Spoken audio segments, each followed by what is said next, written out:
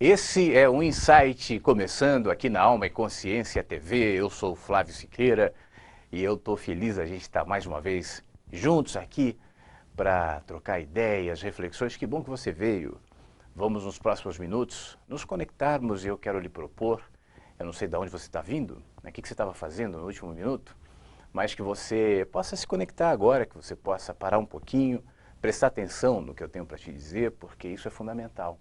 Atenção, observação, presença, é fundamental.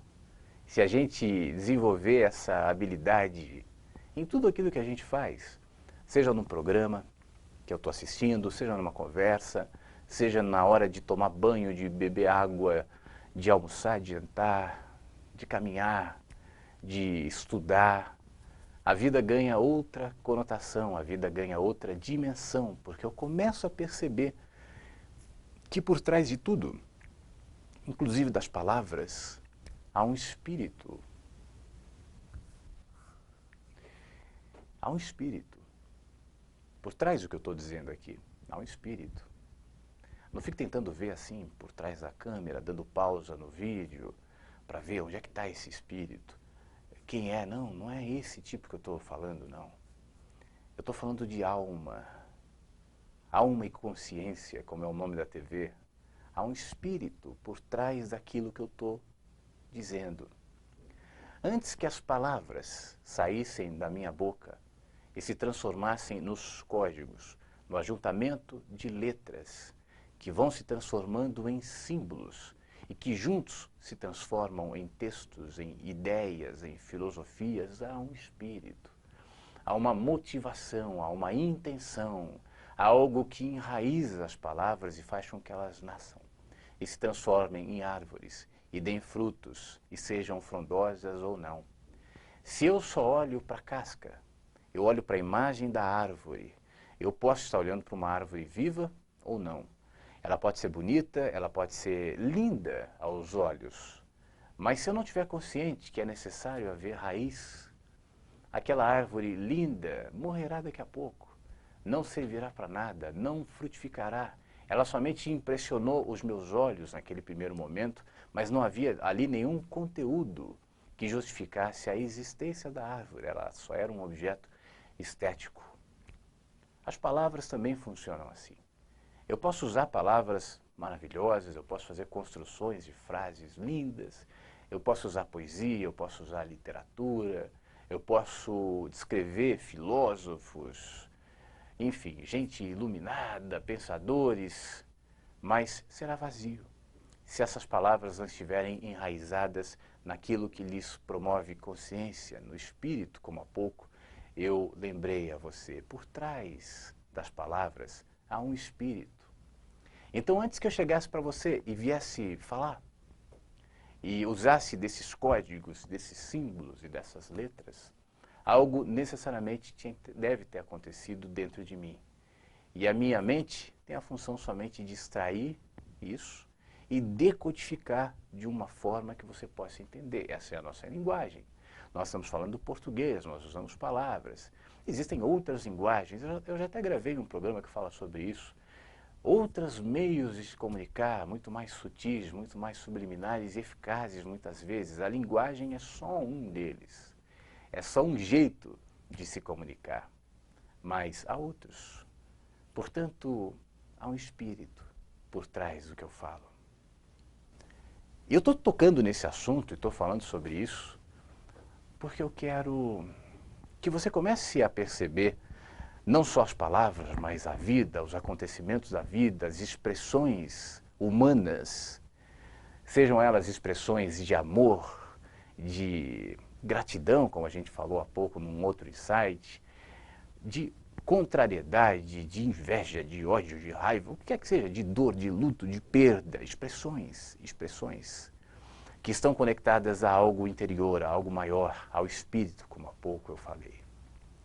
Quando a gente começa a sair da zona da casca, a zona da estética, a zona dos códigos, a zona das palavras, a zona dos gestos, e começa a mergulhar onde de fato todas as coisas acontecem, ainda que você preste atenção e valorize e se utilize dessas ferramentas, palavras, gestos, né? O seu diálogo consigo mesmo e com a vida passa a acontecer numa outra esfera, numa outra dimensão. E se você tiver pacificação, quietude, silêncio, calma, atenção para perceber, a sua consciência começa a se projetar sobre o seu inconsciente, sobre a sua mente, sobre os ruídos que a mente produz. E a vida vai se tornando mais clara. E as contradições vão se linkando. E você começa a perceber como aquele que antes olhava a imagem de uma foto, uma pintura, por exemplo, somente sobre uma perspectiva única e extremamente estreita, de uma maneira mais ampla. É aquele que se distancia do quadro e começa a ver que aquele risco, na realidade, era a silhueta de uma mulher, que aquele borrão era uma nuvem.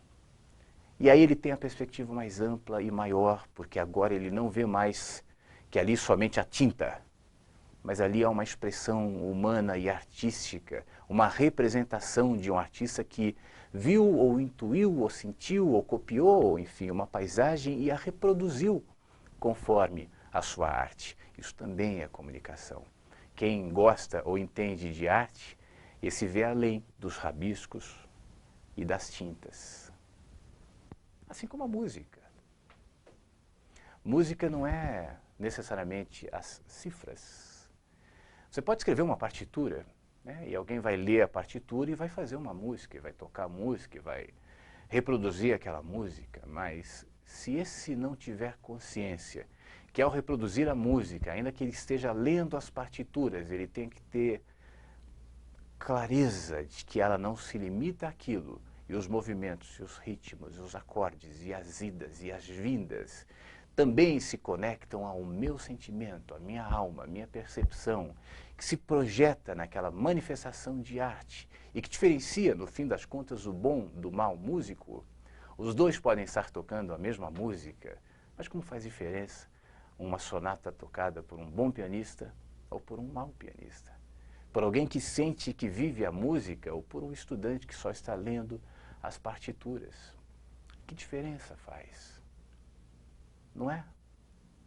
Um bom gourmet, por exemplo, para ele, comida não é só arroz, feijão, põe água, lá, mistura. Não, é o que está por trás daquilo, é a combinação, é a sutileza dos sabores, dos temperos. É isso que diferencia também um bom gourmet de um cozinheiro relapso. O que está por trás. O que está por trás do que eu estou querendo te falar, das palavras que eu estou usando, da comunicação que se estabelece entre nós? A minha ousadia aqui é capturar, aliás, não só aqui, quando eu escrevo, quando eu falo, eu tento capturar, de alguma maneira, os mares e oceanos que me fazem tão bem, as nuvens que eu adoro passar entre elas. Eu tento capturar a beleza que eu vejo na vida das crianças, dos encontros. O que eu sinto, talvez nem sempre de maneira muito clara, mas como sentimento que me conecta em gratidão, em amor. Eu tento traduzir tudo isso, o sentimento de me expor ao sol, ao vento, a sensação de estar perdido em algum momento e inexplicavelmente me achar, a dor da perda, da luto, da tristeza, da perplexidade, que de repente encontra explicação, acolhimento, paz. E se eu conseguir traduzir tudo isso num sentimento que se decodifica em palavras, eu talvez consiga lhe remeter para além do que eu digo e fazer com que tudo isso, todos esses códigos, todas essas percepções se transformem em vida em você. Eu me lembro quando eu era menor, eu sempre pedia a Deus, eu não conseguia pedir outra coisa. Eu pedia a Deus que me desse poesia nos olhos. Eu não sei de onde me nasceu isso. Não sei se eu li isso em algum lugar, eu não me lembro, mas eu me lembro que isso sempre foi uma oração recorrente. Como quem aos poucos vai desenvolvendo a percepção de que a poesia, por exemplo, também como uma forma de comunicação, não se limita ao texto de Fernando Pessoa, da Clarice Lispector, enfim, de quem quer que seja, mas ela transcende. Os textos só expressam aquilo que antes habitou como cheiro, vento, toque, percepção no coração do poeta, o espírito que se apossou dele, não como uma entidade que entrou no corpo, mas como um sentimento, uma percepção, uma contemplação, um embasbacamento, um maravilhar diante da vida.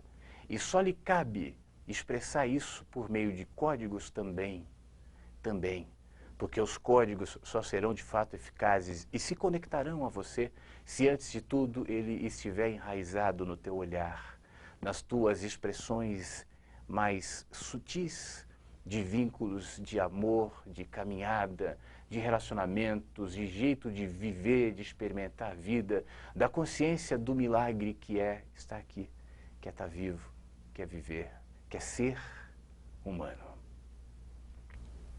Há um espírito por trás das minhas palavras. Elas não estão condicionadas às letras. Elas não estão presas à formação, à conjugação, à articulação dos verbos, à construção estética do texto. E na realidade eu estou falando, eu não estou lendo, né? Mas isso pode se transformar num texto para você. De qualquer maneira, é assim na vida toda. Se você começar a caminhar enxergando o espírito que habita a vida por trás das palavras, para além do horizonte, para cima do pôr do sol, para muito mais profundo do que os oceanos, do que os mares, muito mais lindo do que os pássaros e que de alguma maneira impressa beleza a tudo isso, você identificará esse espírito que eu estou descrevendo. E talvez você chame esse espírito de Deus. Por que não? Esse também é um código. O nome, a palavra Deus, também é reducionista diante do mistério, do infinito, do incognoscível, do que é maior do que as descrições, do que é maior do que as teologias, do que é maior do que as religiões ou do que qualquer um possa descrever. De qualquer maneira, chame como quiser. Há um espírito por trás de todas as coisas, para além de todas as coisas. E esse espírito que dá sentido à árvore, que dá raiz às palavras, que dá movimento aos oceanos, aos mares e beleza à vida, esse mesmo espírito é o espírito que lhe habita. Aquiete-se em relação a isso. Enxergue-se antes de tentar discernir os códigos, antes de tentar apontar para os gestos e limitar experiências, insights, sensações, consciência a meros códigos, meros gestos. Se assim você fizer, se pacificará com a vida e entenderá de fato o sentido das coisas. Terá poesia nos olhos, terá oceano nas falas, terá mares no coração, terá vento nas suas impressões de vida, terá pássaros cantando na sua consciência, terá flores nascendo dentro de você. Cuide-se e fique bem. O nosso programa fica estocado no site da Alma e Consciência TV, você pode vê-lo quando quiser. É só acessar no endereço que está aparecendo aqui no vídeo, assim como no flaviosiqueira.com. Lá esse programa e outros tantos e outros textos também estão à sua disposição.